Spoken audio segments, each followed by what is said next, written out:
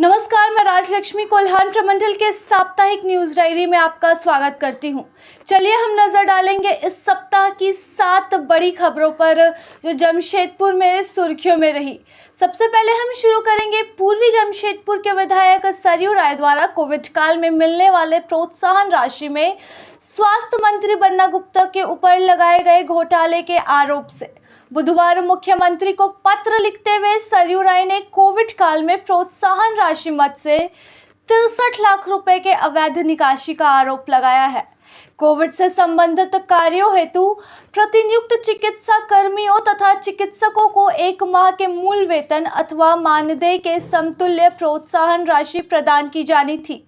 सरयू राय ने इस प्रोत्साहन राशि के बंदरबाट का आरोप लगाते हुए कहा कि स्वास्थ्य मंत्री के कोषांग से 60 नामों की सूची विभाग को भेजी गई थी, जिसमें मंत्री बन्ना गुप्ता सहित मंत्री के 2 आप्त सचिव, निजी सहायकों, चर्या लिपिकों, कंप्यूटर ऑपरेटरों, सहायकों, आदेश पालकों, 8 वाहन चालकों, 4 सफाई कर्मियों और माननीय मंत्री की सुरक्षा में नियुक्त एवं प्रतिनियुक्त कुल 34 संरक्षक एवं अन्य पुलिस कर्मियों का भी नाम शामिल था।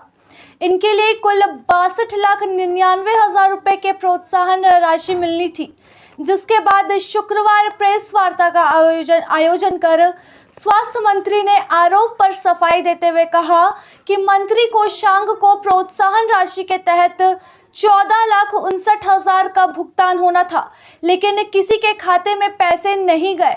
तो जब पैसे किसी को मिले ही नहीं, फिर गबन का आरोप किस आधार पर हुआ? साथ ही घोषणा की कि उनके सहित 59 कोषांग के अधिकारियों और कर्मचारियों को प्रोत्साहन राशि देने का आदेश रद्द कर दिया गया है। दूसरी ओर सरयू राय ने फिर से मुख्यमंत्री को पत्र लिखते हुए अप्रैल को सार्वजनिक छुट्टी के दिन ऑफिस खोलकर प्रोत्साहन राशि वितरण संबंधित आदेश से छेड़छाड़ करने का आरोप लगाया। साथ ही मुख्यमंत्री से सभी संचिकाओं को जब्त कर उच्च स्तरीय जांच कराने की भी मांग की है। वहीं इस सप्ताह अपने ही घर में 2 महिलाओं के सनसनीखेज हत्या का भी मामला सामने आया है। दोनों ही मामलों में हत्या का आरोप पति पर है। एक और जहां गुरुवार को आदित्यपुर न्यू सुवर्ण रेखा कॉलोनी की रहने वाली 20 वर्षीय उषा रानी महतो की गला रेत कर हत्या कर दी गई। सुवर्ण रेखा परियोजना में वह लिपिक के पद पर कार्यरत थी। 1.5 वर्ष पहले पिता के हादसे में मौत के बाद 3 माह पहले ही उसे अनुकंपा पर नौकरी मिली थी। पिछले 2 माह से वह कॉलोनी स्थित फ्लैट में रह रही थी। उषा रानी की बहन ने चाकुलिया निवासी राजेश कुमार पर हत्या करने का आरोप लगाते हुए प्राथमिकी दर्ज करवाई है। उसकी बहन ने बताया कि कुछ दिनों पहले ही प्रेमी राजेश ने जबरन उससे कोर्ट मैरिज की थी, लेकिन राजेश के लगातार परेशान करने के बाद उसने उससे दूरी बना ली थी। हाल में ही उषा की शादी कहीं और तय हो गई थी, जिससे गुस्से में आकर राजेश ने उषा की हत्या कर दी। फिलहाल आरोपी पुलिस की गिरफ्त से बाहर है, इसलिए वह पुलिस राजेश की खोज में है। वहीं दूसरी तरफ सीकेपी की शिक्षिका अनामिका दत्ता की भुजाली से मारकर हत्या कर दी गई। पति मनोरंजन दत्ता ने पहले तो पुलिस को झूठी कहानी सुनाते हुए बताया कि उसकी पत्नी का रेल कर्मी के साथ प्रेम प्रसंग चल रहा था, जिसमें पहले उसने नींद की गोली खा ली थी। उसके बाद होश में आकर अपना मानसिक संतुलन खोते हुए भुजाली से खुद की आत्महत्या कर ली। बाद में उसके बेटे के बयान के आधार पर पिता को गिरफ्तार कर जेल भेज दिया गया है। टाटा मोटर्स के 22 कर्मचारी की मंगलवार दोपहर लेबर ब्यूरो गोल चक्कर पर टाटा मोटर्स से ही आ रहे चेचिस की चपेट में आ जाने से घटनास्थल पर ही मौत हो गई। मृतक राजकुमार टाटा मोटर्स के हीट ट्रीटमेंट विभाग में कार्यरत थे। अपनी शिफ्ट पूरी कर वह बिरसा नगर स्थित अपने घर जा रहे थे, तभी अनियंत्रित चेचिस की चपेट में आने से यह हादसा हुआ। हादसे में घटनास्थल पर ही राजकुमार की मौत हो गई। हादसे के बाद मुआवजे की मांग करते हुए परिजनों और कंपनी के बीच बुधवार देर रात सहमति बनी। मुआवजे के तौर पर 48 से 53 लाख रुपए की राशि तय की गई है। इसके साथ ही आश्रित के पुत्र रोहन को प्रबंधन से 13 से 16 हजार रुपए की नौकरी देने के पर भी सहमति बनी है। मुआवजे पर सहमति के बाद गुरुवार पोस्टमार्टम के बाद मृतक का अंतिम संस्कार किया गया। टाटा स्टील वर्क्स में सड़क सुरक्षा दृष्टि से कंपनी परिसर में 2 पहिया वाहन और भारी वाहनों को 18 अप्रैल से अलग-अलग समय पर चलाने का निर्णय लिया गया है। सर्कुलर जारी कर कर्मचारियों को सिर्फ शिफ्ट बदलने के दौरान 2 पहिया वाहन के इस्तेमाल की सलाह दी गई है। काम के घंटों के दौरान उनके 2 पहिया वाहनों के इस्तेमाल पर रोक लगा दी गई है। वहीं प्रबंधन ने कंपनी परिसर में भारी वाहनों और 2 पहिया तथा 4 पहिया वाहनों के इस्तेमाल के लिए अलग-अलग समय निर्धारित भी किया है। आपातकालीन स्थिति में कर्मचारियों को व्यक्तिगत काम के लिए 2 पहिया वाहन के लिए अनुमति दी जाएगी, जबकि किसी भी आधिकारिक काम के लिए ट्रांसपोर्ट सुविधाएं दी जाएगी। हालांकि टाटा वर्कर्स यूनियन के कुछ कमेटी मेंबर्स ने इस सर्कुलर का विरोध भी किया है।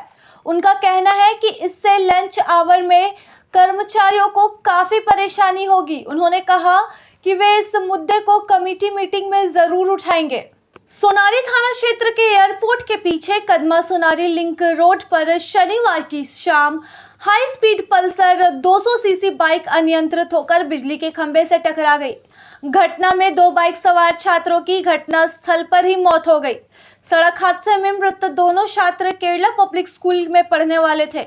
इनमें से 16 वर्षीय प्रसेनजीत गांगुली सोनारी के खूंटाडी का रहने वाला था, जबकि विशाल गोप कदमा राम जन्म नगर का रहने वाला था। घटना के समय कदमा का विशाल गोप करीब 50 मीटर तक सड़क पर डगराता हुआ चला गया, जबकि प्रसेनजीत के पास ही गिरा हुआ था।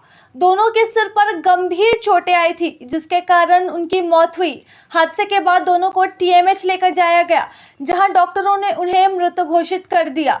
वहीं कोल्हान यूनिवर्सिटी के दीक्षांत समारोह में हुए हंगामे के बाद समारोह में भाग लेने वाले छात्रों को पैसा वापस लेने के लिए एक आवेदन जारी किया गया है। इसमें अंतिम तारीख तक बड़ी संख्या में लगभग 8000 छात्रों ने आवेदन दायर किया। आवेदन दायर करने की अंतिम तिथि 15 अप्रैल थी, जिसे बढ़ाकर 16 अप्रैल कर दिया गया था।